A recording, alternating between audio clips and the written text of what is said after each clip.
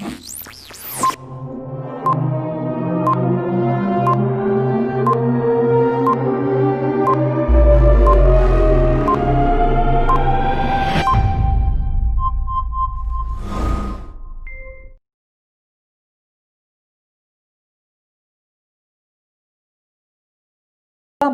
yang didapat dalam mempelajari alat reproduksi pria. Adik-adik, dengan adik-adik mempelajari alat reproduksi pria, maka adik-adik akan mengetahui struktur anatomi dan proses-proses fisiologis dan fungsional yang terjadi dalam alat reproduksi pria.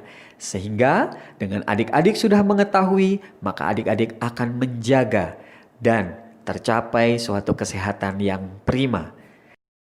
Adik-adik, alat reproduksi pria terbagi menjadi dua bagian. Alat reproduksi pria bagian eksternal atau bagian luar terdiri dari skrotum dan penis. Dan alat reproduksi pria bagian internal atau bagian dalam terdiri dari gonad, yaitu testis, kelenjar aksesoris, dan tubulus atau saluran. Adik-adik, alat reproduksi pria bagian luar atau eksternal terdiri atas dua bagian. Yang pertama ada glans penis atau biasa disebut dengan penis, dan yang kedua ada skrotum. Penis ini merupakan jaringan erektil yang kaya akan korpus cavernosa, dan penis ini terlibat dalam proses kopulasi, yaitu proses penghantaran sel spermatozoa ke dalam tubuh wanita, di mana proses fertilisasi pada manusia berlangsung secara internal. Adik-adik, perlu adik-adik ketahui bahwa glans penis ini juga membungkus saluran uretra. Saluran uretra ini kan saluran muara terakhir dalam proses reproduksi. Skrotum. Skrotum merupakan kantung yang terdiri atas lipatan dinding tubuh, dan fungsi dari skrotum ini adalah untuk mempertahankan suhu testis agar suhu testis tetap di bawah suhu tubuh normal.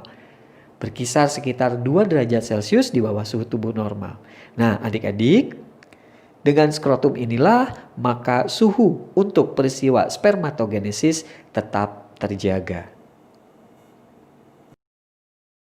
Adik-adik, untuk alat reproduksi pria bagian dalam atau internal terdiri atas 3 kelompok. Yang pertama ada gonad atau testis, kemudian ada kelenjar aksesoris, dan kemudian ada saluran reproduksi atau tubulus.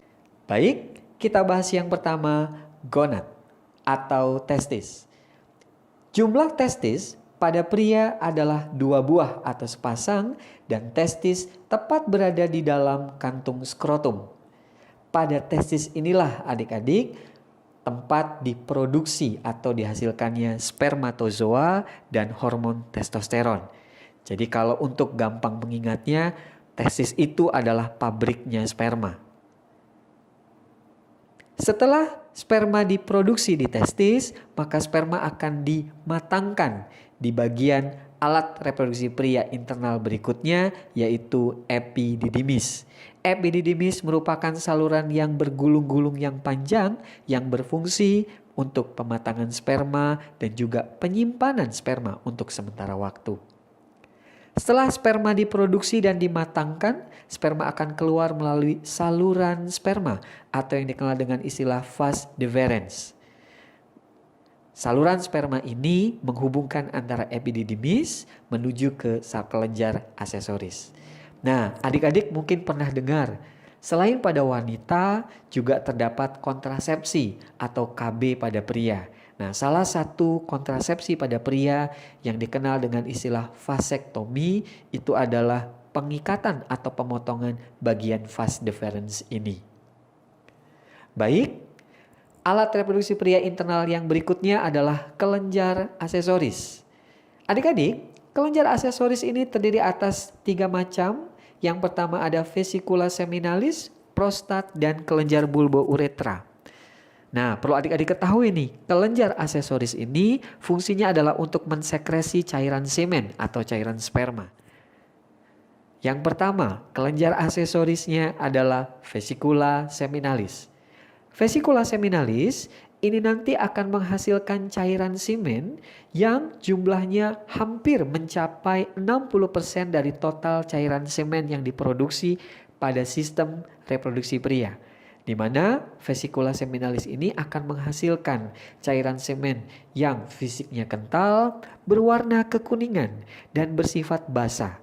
Pada cairan semen ini kaya akan fruktosa, enzim penggumpal, senyawa asam askorbat, dan juga prostaglandin. Nah, adik-adik, untuk kelenjar aksesoris yang kedua itu adalah prostat. Prostat di sini adalah kelenjar aksesoris yang akan menghasilkan cairan semen yang lebih encer dibandingkan yang diproduksi oleh vesicula seminalis tadi. Pada prostat ini dihasilkan juga enzim-enzim anti gumpal dan juga senyawa sitrat yang berfungsi sebagai nutrisi untuk sperma. Adik-adik, kelenjar aksesoris yang ketiga adalah kelenjar bulbouretra atau kelenjar Cowper, di mana pada kelenjar ini dihasilkan cairan semen yang warnanya jernih, dan cairan semen yang dihasilkan dari kelenjar Cowper atau bulbouretra ini berfungsi untuk menetralisasi saluran uretra yang sebelumnya sempat dilewati atau ada urin yang melewati uretra. Nah, adik-adik, untuk alat reproduksi pria internal yang terakhir adalah saluran uretra. Saluran terakhir atau muara terakhir tempat keluarnya saluran untuk reproduksi dan juga sekaligus untuk ekskresi.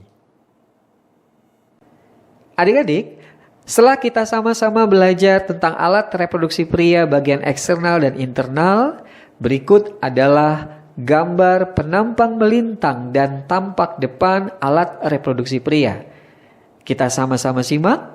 Pada gambar penampang melintang dan tampak depan ini, tampak ada gambar skrotum dan glans penis yang mewakili alat reproduksi pria bagian eksternal, sedangkan alat reproduksi pria bagian internal di sini diwakili ada gambar testis, epididymis, vas deferens, uretra, dan kelenjar aksesoris berupa vesicula seminalis, kelenjar prostat, dan kelenjar bulbouretra.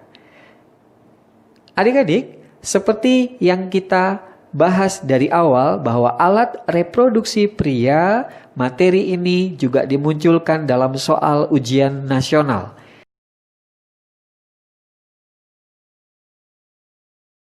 Sekarang kita akan masuk ke dalam video pembelajaran biologi untuk alat reproduksi pada wanita. Untuk paket yang reproduksi pada wanita ini, ada nanti bisa lihat soalnya di ujian nasional dalam bentuk gambar. Satu soal sih, tapi kalau kayak gini lewat sayang ya. Nah, kemudian dalam kehidupan sehari-hari, kalau kita tahu alatnya kayak apa, fungsinya kayak apa, untuk yang satu ini perlu dijaga bagus-bagus. Soalnya ini akan berguna untuk kelangsungan hidup spesies manusia berikutnya. Oke, nah adik-adik untuk alat reproduksi wanita nanti kita akan sama-sama bahas itu ada dua ya. Bagian luar atau eksternal dan bagian internal dalam ya. Nah untuk bagian luar yang eksternal kita akan kenalan dulu ada sebuah nama bernama vulva. Nah ternyata vulva ini adalah muara dari dua saluran. Jadi ada di situ keluar dari saluran urin juga termasuk vagina ya. Nah, vagina sendiri nanti akan dilindungi oleh labia atau bahasa Indonesianya bibir ya. Nanti ada yang disebut dengan labia minora dan labia mayora. Nah, di ujung depan vulva inilah terdapat istilah klitoris. Di sini si klitoris ini banyak sekali saraf-sarafnya ya, jadi sangat sensitif untuk yang perempuan. Dan adik-adik sekalian, saya titip pesan buat kamu semua, sekali lagi topik ini bukan topik porno aksi, pornografi, ini adalah topik biologi nyelamatin ujian nasional. Oke? Nah, oke Adik-adik, nah sekarang kita akan lihat bagian yang paling sering keluar di ujian nasional yang tadi kakak sebutkan di awal, pakai gambar ya. Alat reproduksi internal pada wanita, kita mulai dari sepasang ovarium. Nah, sepasang ovarium kiri dan kanan ini bentuknya oval ya, panjangnya 3 sampai 4 cm. Tapi isinya banyak banget ya. Ada 400.000 folikel atau bahasa keren dari kantung itu ya. Dan yang amazingnya adalah sudah terbentuk sebelum wanita itu lahir ya. Dan kalau nanti ditanya di ujian nasional, adik-adik sering tanya fungsi dari ovarium. Yang pertama adalah menghasilkan ovum atau sel telur. Dan nanti di video belakang kita akan bahas gimana sih tata cara bikin ovum ya, pakai pembelahan sel namanya oogenesis ya.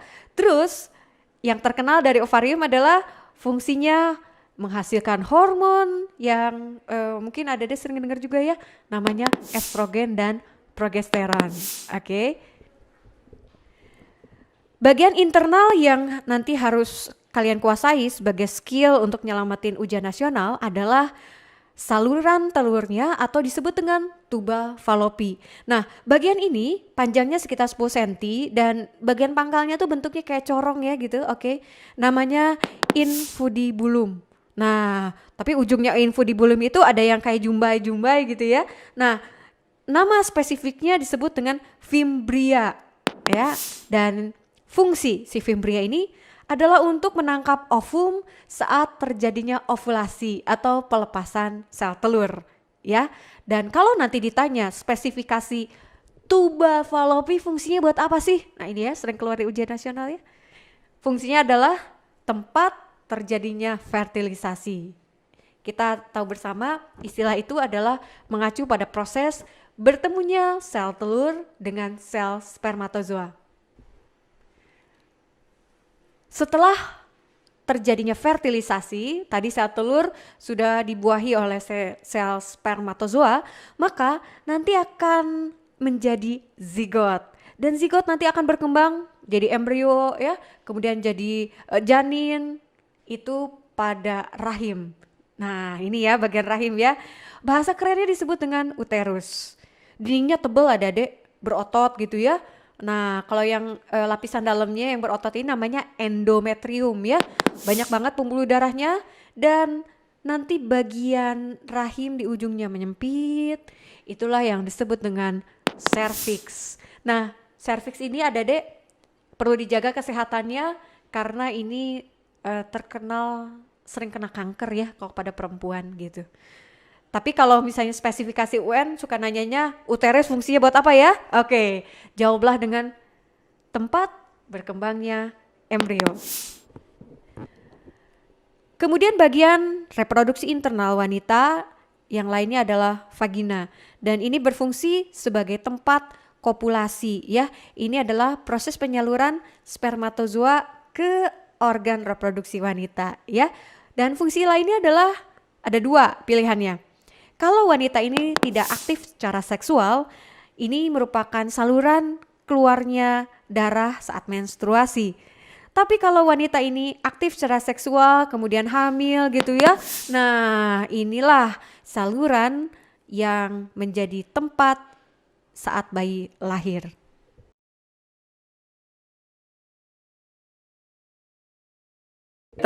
Reproduksi sel dengan sistem reproduksi pada manusia. Adik-adik, keterkaitan antara reproduksi sel dengan sistem reproduksi pada manusia adalah dalam reproduksi manusia yang terjadi secara generatif atau seksual melibatkan sel gamet atau sel kelamin, di mana sel gamet atau sel kelamin yang diproduksi pada sistem reproduksi manusia terjadi melalui reproduksi sel secara meiosis. Tentunya adik-adik masih ingat pada saat kita membahas alat reproduksi pada pria. Pada alat reproduksi pria, yaitu pada bagian testis, terjadi peristiwa spermatogenesis. Spermatogenesis adalah proses pembentukan sel gamet atau spermatozoa yang terjadi secara pembelahan meiosis. Untuk lebih mudahnya, mari kita sama-sama simak bagan spermatogenesis yang terjadi di testis. Adik-adik, peristiwa spermatogenesis berawal dari keberadaan sel induk sperma atau spermatogonium yang berperangkat kromosom diploid mengalami pembelahan atau perbanyakan membentuk sel spermatogonium kembali. Setelah sel spermatogonium mengalami perbanyakan, maka sel spermatogonium akan berkembang atau matang, tumbuh menjadi sel yang kemudian disebut sel spermatosit primer. Sel spermatosit primer ini memiliki perangkat kromosom yang sama dengan sel spermatogonium, yaitu 2N atau diploid. Sel spermatosit primer akan mengalami pembelahan meiosis. Meiosis pertama, dari spermatosit primer terbentuk 2 sel spermatosit sekunder yang perangkat kromosomnya adalah haploid, yang kemudian sel spermatosit sekunder masing-masing mengalami pembelahan meiosis yang kedua sehingga total terbentuk 4 sel spermatid. Adik-adik, kalau kita lihat dari bagan yang ada pada spermatogenesis ini, sel spermatid yang dihasilkan semuanya berperangkat kromosom haploid. Setelah terbentuk spermatid, maka proses berikutnya adalah pematangan spermatid menjadi spermatozoa yang terjadi di ductus epididymis. Baik adik-adik, kita sudah belajar tentang sistem reproduksi pada manusia, yaitu reproduksi sel.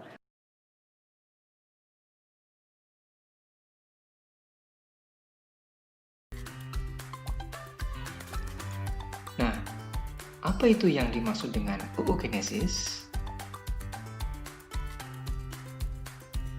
Baik, oogenesis adalah suatu proses pembentukan sel telur atau yang dikenal dengan ovum pada wanita yang terjadi di dalam ovarium atau yang dikenal dengan indung telur. Mari kita bahas tahapan oogenesis berikut. Pada awalnya, oogonium yang bersifat diploid atau 2N membelah secara mitosis untuk membentuk oosit primer yang juga bersifat diploid.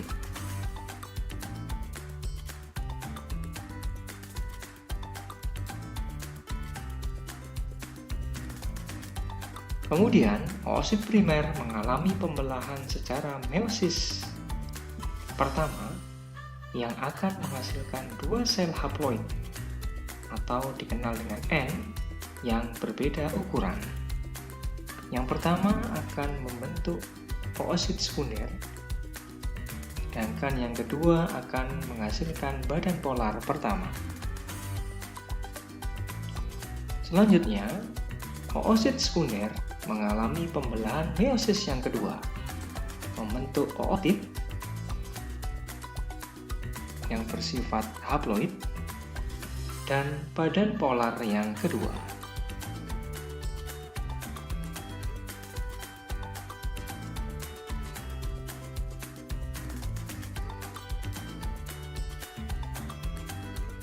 Sedangkan badan polar pertama akan membelah secara meiosis dan menghasilkan 2 badan polar atau yang dikenal dengan polosit. Selanjutnya, ootit mengalami diferensiasi atau perubahan bentuk menjadi ovum atau sel telur.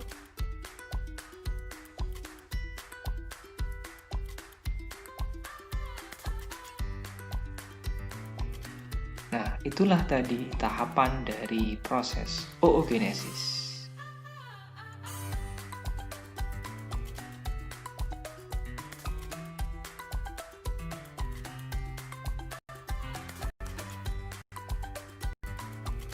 Terima kasih. Semoga bermanfaat.